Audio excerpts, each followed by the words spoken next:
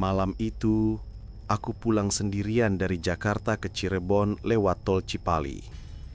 Jam sudah menunjukkan 24.47. Perut keroncongan, bensin tinggal sebatang jarum. GPS bilang ada pom bensin di KM 666. Aneh sih, aku nggak pernah denger ada pom di angka segitu. Tapi lampu indikator sudah merah menyala-nyala. Akhirnya, aku keluar di pintu tol terdekat. Ikut plang SPBU 24 jam 500 meter. Jalan kecil, gelap gulita, hanya lampu mobilku yang menyapu kabut tebal. Tiba-tiba pom bensin itu muncul, berdiri sendirian di tengah sawah kering. Lampunya kuning redup, tulisan Pertaminanya sudah mengelupas.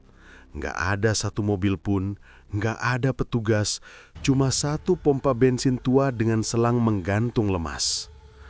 Aku turun, teriak memanggil, "Bang, isi full premium." Tak ada jawaban. Angin malam terasa dingin menusuk tulang.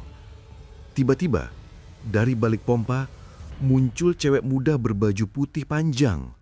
Rambutnya hitam pekat sampai pinggang. Kulitnya pucat sekali. Dia tersenyum, giginya putih banget. "Mau isi bensin, Mas?" Suaranya lembut, tapi ada nada aneh, seperti bergema dari dalam sumur. Aku mengangguk, dia langsung pegang selang, mulai isi, tapi kok tangannya dingin banget, pas nggak sengaja bersentuhan sama tanganku. Aku mundur selangkah, dia tetap tersenyum, matanya kok nggak ada pupilnya, hitam pekat semua. Tangki sudah penuh, tapi meteran di pompa nggak jalan sama sekali. Angkanya tetap 0. "Gratis, Mas," katanya sambil nyanyi-nyanyi kecil, lagu Lingsir Wengi. Aku makin ngeri. Buru-buru mau bayar 100.000, dia tolak. "Nggak usah bayar duit, bayar pakai tumpangan aja. Boleh kan? Aku nebeng sampai Cirebon." Aku bengong. Sendirian di pom terpencil jam segini, sama cewek cantik tapi aneh gini. Tapi aku kasihan. Akhirnya aku iyain. Dia langsung masuk duduk di kursi depan. Bau melati menyengat banget sampai aku sesak napas. Mobil aku nyalakan, AC aku matikan karena dinginnya nggak wajar. Sepanjang jalan dia diam, cuma senyum-senyum lihat ke arahku. Aku coba buka obrolan. "Namamu siapa, Mbak?" Dia menoleh pelan. Rambutnya bergoyang sendiri, padahal jendela tertutup. "Namaku nggak penting lagi, Mas. Aku sudah lama nggak punya nama." Aku ngegas lebih kencang, mau cepat sampai gerbang tol. Tiba-tiba, di kaca spion belakang, aku lihat bayangannya nggak ada. Kursi penumpang kosong. Tapi dia masih duduk di sebelahku. Tangannya pelan-pelan naik ke pundakku. Jari-jarinya terasa seperti es batu. "Mas, nggak usah takut. Aku cuma mau pulang."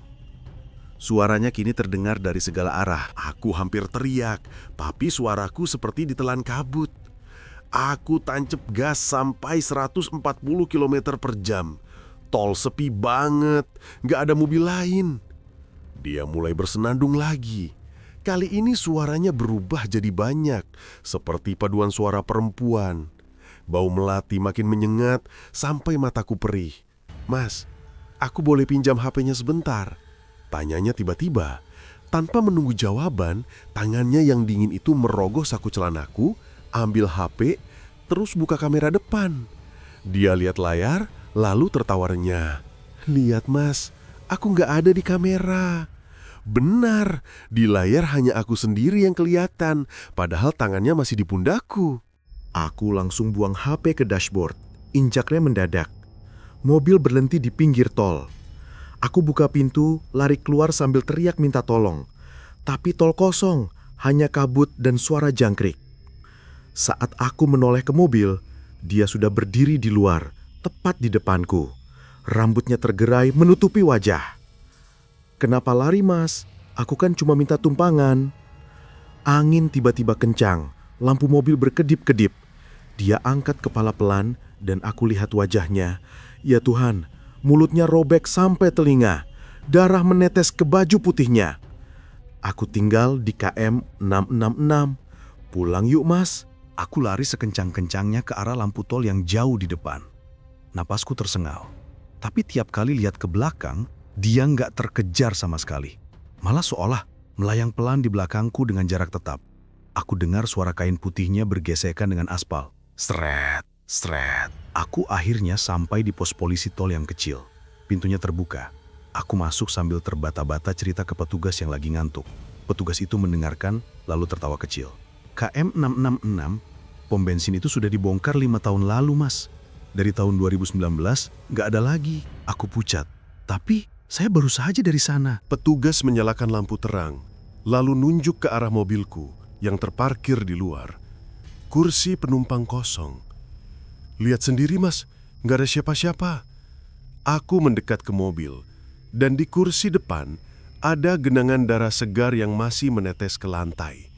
Di atasnya tertulis dengan darah, "Aku masih di dalam." Tiba-tiba, semua lampu di pos mati. Aku dengar suara ketawa perempuan dari dalam mobilku. Petugas langsung ambil senter, sorot ke mobil, dan teriak kaget. Di kaca spion dalam, terlihat wajah kuntilanak itu menatap kami berdua. Mulutnya tersenyum lebar sampai telinga. Petugas langsung tarik aku lari ke dalam pos lagi, kunci pintu rapat. Dia ambil HT, lapor ke pusat, tapi sinyal mati total. Listrik belum menyala lagi. Kami berdua diam membisu di kegelapan, hanya suara detik jam dinding. Tiba-tiba, ketukan pelan di pintu. Tok, tok, tok. Mas, buka dong. Aku kedinginan. Suara manja kuntilanak itu terdengar dari balik pintu. Petugas berbisik, "Jangan buka. Itu bukan manusia." Ketukan berubah jadi cakaran keras. Krak, krak. Kayu pintu mulai retak.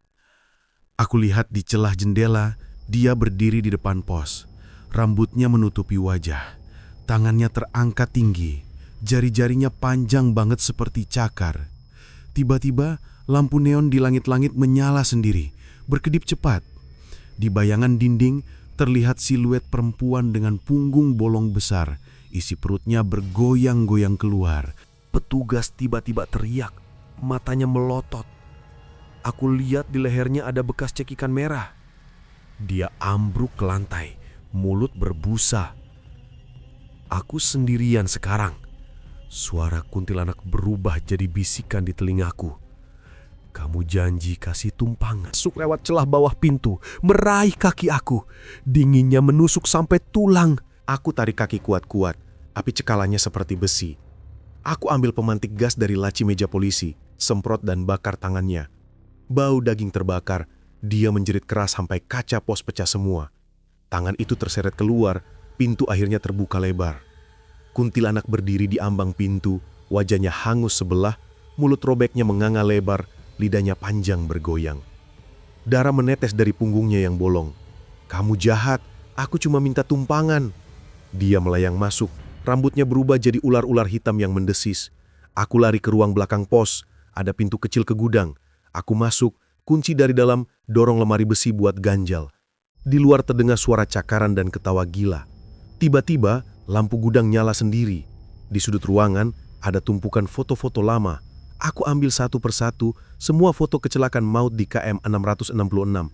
Dan di setiap foto, ada perempuan berbaju putih berdiri di latar belakang, tersenyum. Foto terakhir adalah KTP. Nama, Siti Mariam. Lahir 1997. Meninggal 2018. Wajah di KTP persis sama dengan kuntilanak di luar. Di belakang KTP tertulis tinta merah. Dia minta tumpangan, jangan pernah kasih. Tiba-tiba, lemari besi yang aku ganjal bergoyang keras. Kayunya retak, wajahnya muncul di celah, mata hitam pekat menatapku. Aku ambil gunting besar dari rak gudang, pegang erat-erat.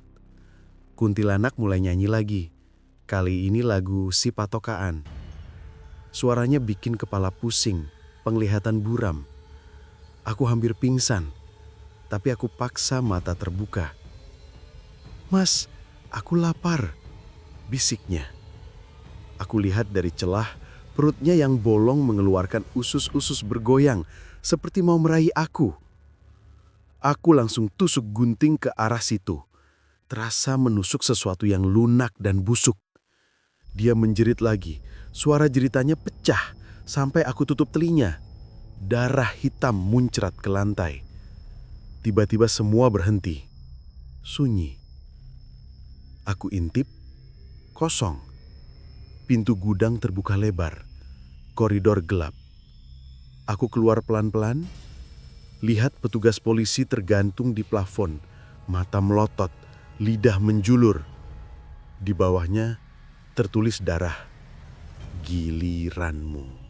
Aku lari keluar pos, langsung ke mobilku. Kunci masih di kantong. Aku masuk, nyalakan mesin, tancap gas ninggalin tempat terkutuk itu. Di spion, aku lihat dia berdiri di tengah jalan, melambai-lambai dengan tangan yang hangus. Aku ngebut 180 km per jam, nangis ketakutan. Tiba-tiba, di kursi belakang, ada suara, "Mas, aku pindah ke belakang aja ya. Depan bau tensin." Aku lihat di spion dalam. Dia duduk manis di jok belakang. Rambut menutupi wajah, darah menetes ke jok kulitku. Aku hampir nyasar ke pembatas tol saking paniknya. Aku teriak meminta tolong ke Tuhan, baca semua ayat yang aku hafal. Tiba-tiba suara kuntilanak berubah marah. "Jangan baca-baca, aku benci." Dia loncat ke depan, tangannya mencekik leherku dari belakang. Mobil oleng keras, hampir tabrak truk kontainer. Aku paksa tetap pegang setir. Satu tangan ku buka laci dashboard, ambil Al-Quran kecil yang selalu aku bawa. Aku buka acak, baca Al-Baqarah keras-keras. Dia menjerit kesakitan. Tangannya lepas, badannya terbakar api biru. Bau belerang memenuhi mobil. Aku terus baca tanpa henti sampai suara serak. Akhirnya jeritanya berhenti. Aku berani lihat ke belakang. Kursi kosong.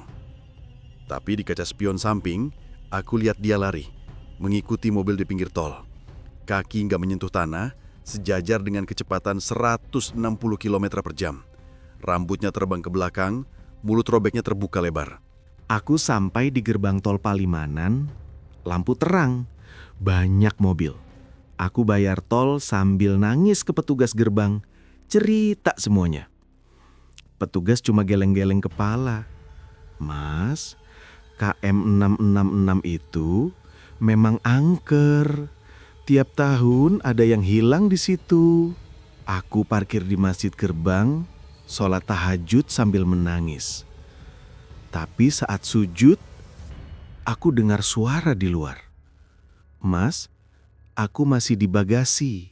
Aku keluar masjid dengan kaki gemetar, mendekati bagasi mobil. Tangan bergetar saat tekan tombol buka. Bagasi terbuka pelan, kosong. Cuma ban serep dan dongkrak. Aku hampir lega, tapi di ban serep ada coretan darah. Bohong. Tiba-tiba bagasi tertutup sendiri keras banget.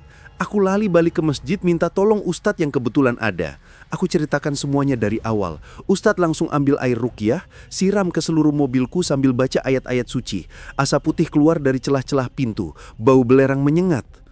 Ustadz bilang ini kuntilanak kuat, dia terikat janji sama kamu. Janji tumpangan tadi malam jadi tali ikatan. Aku nangis. "Gimana caranya putus, Ustadz?" Beliau jawab, "Kamu harus balik ke KM 666, minta maaf di kuburannya, baru dia lepas." Aku pucat. Balik lagi ke tempat itu? Tapi aku gak punya pilihan. Malam masih panjang. Aku putuskan berangkat lagi bareng Ustadz. Saat mesin dinyalakan, radio mobil nyala sendiri.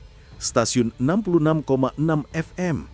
Hanya terdengar suara kuntilanak ketawa pelan diulang-ulang. Ustadz tegas, "Jangan jawab apapun yang dia bilang nanti." Aku mengangguk, tapi jantungku sudah mau copot. Kami berangkat kembali ke arah pom bensin terkutuk itu. Kami sampai di Plang Kecil KM 666 lagi. Pom bensin itu masih berdiri, padahal katanya sudah dibongkar. Lampunya kuning redup, sama persis. Ustadz turun duluan, bawa Al-Quran dan air ruqyah. Aku ikut di belakang, kaki lemas. Di dalam pom, ada kuburan kecil di belakang. Nisan retak bertuliskan, Siti Maryam 1997 sampai 2018. Ustadz mulai baca Yasin. Tiba-tiba angin kencang, lampu pom mati semua. Dari dalam tanah kuburan, tangan pucat keluar, meraih kaki Ustadz. Aku teriak, tarik Ustadz ke belakang. Kuntilanak muncul dari dalam kubur, badannya setengah keluar, usus bergoyang di punggung bolongnya. Matanya hitam pekat, mulut robek sampai telinga. Aku mau ikut pulang! Jeritnya memecah malam. Ustadz terus baca ayat kursi keras-keras, siram air ruqyah ke makam. Dia menjerit kesakitan, badannya meleleh seperti lilin hitam, bau busuk menyengat. Tapi sebelum lenyap sama sekali, dia teriak, janji tetap janji, aku akan menyusulmu di rumah. Lalu dia amblas ke tanah, meninggalkan lubang hitam berasap. Ustadz bilang ikatan sudah putus. Kami buru-buru ninggalin tempat itu. Sepanjang jalan pulang, aku nggak berani lihat spion lagi.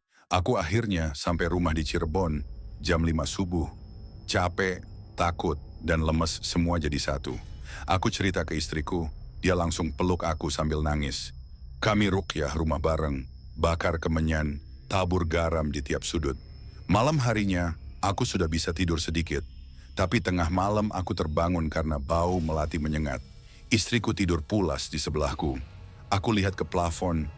Ada bayangan perempuan tergantung terbalik. Rambutnya menggantung sampai lantai.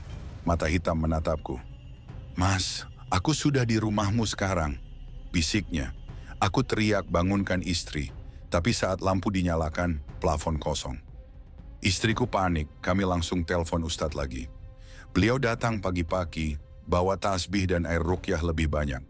Ustadz cek seluruh rumah, akhirnya berhenti di depan kamar mandi. Dia di sini. Pintu kamar mandi terkunci dari dalam. Ustadz baca ayat-ayat tendang pintu. Di dalam cermin kamar mandi retak semua. Dan di setiap pecahan cermin, wajah kuntilanak tersenyum ke arah kami. Ustadz langsung guyur seluruh cermin dengan air ruqyah. Jeritan terakhir terdengar dari balik cermin, lalu sunyi. Ustadz bilang, sekarang benar-benar selesai. Tapi ingat, jangan pernah lagi berhenti di kilometer 666.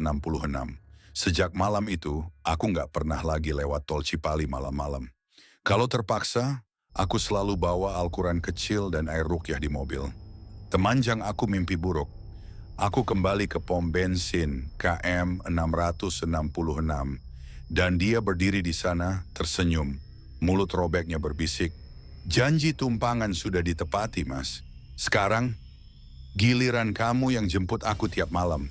Aku selalu terbangun keringatan, tapi syukurnya dia nggak pernah muncul lagi di dunia nyata. Tapi tiap kali aku lewat plang kilometer 664 atau 668, bau melati selalu tercium samar, dan di spion samping, kadang aku seperti melihat bayangan putih melayang di kejauhan. Sampai sekarang, aku masih takut bensin habis di tol malam-malam. Dan kalau suatu hari kalian lewat Cipali tengah malam, dan lihat pom bensin di kilometer 666 yang seharusnya sudah nggak ada, apapun yang terjadi, jangan pernah berhenti. Terima kasih sudah mendengar sampai akhir. Jangan lupa like, komen, dan subscribe channel ini agar tidak ketinggalan cerita horor berikutnya.